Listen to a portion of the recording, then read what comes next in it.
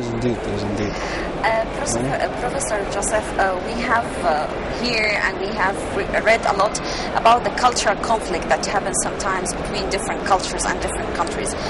What is the role, in your opinion, for such Riyadh International Book Fair or other fairs book fairs that happens in other countries to build a good relation or to have some information that they can exchange? Would you tell us about it? Yeah, essentially that comes back to what I said earlier, that a basic ingredient, a very dominating ingredient in conflicts where people feel hatred against other people is very often based on lack of knowledge, lack of understanding. I mean, you can see that they do some things in a bit different way and you don't feel so comfortable, and then if you don't learn anything about why that is so,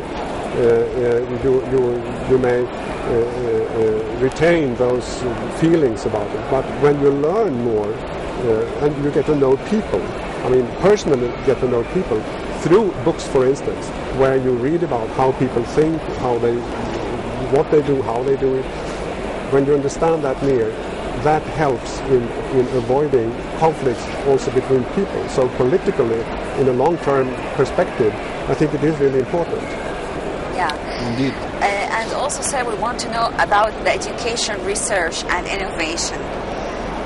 Yeah, I mean, what the world looks like today, it has changed so much over the last decades that when you often say that we live in a globalized world, and what does it mean?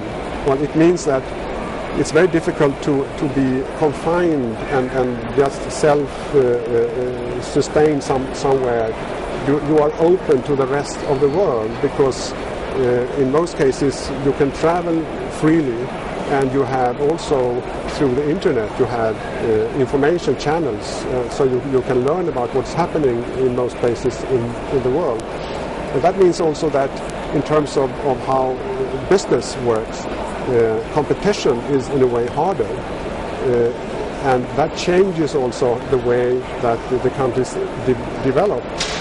We've seen, for instance, in Sweden, some trades or some activities like in shipbuilding or in even car manufacturing, that things have changed. The conditions change, and some things we cannot compete with anymore. And we notice now that the Swedish ownership in the big Swedish flagships like Volvo and so on are foreign. But that doesn't have to mean so much in a way, but it affects the way we have to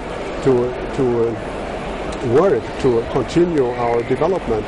One thing is that education is needed for most jobs today. You have to have a decent education in order to get a job, and if you don't, you have difficulties in developing your economy, and that changes society very much. That's a very important point that you mentioned regarding the education and the development. The Kingdom of Saudi Arabia in the last 6 years now have been giving also free scholarships to each of the Saudi students all over the world to get the opportunity to go overseas, get the education. To which field do you think we should be focusing on currently in this generation? Computer science was one of the issues. Was one of the big sectors that have a big aim on them. Currently now business administration also. And to which do you think level did the education in the kingdom and the youth of the kingdom, the community of the kingdom also came to currently in the education sector, in the development sector through the international awards?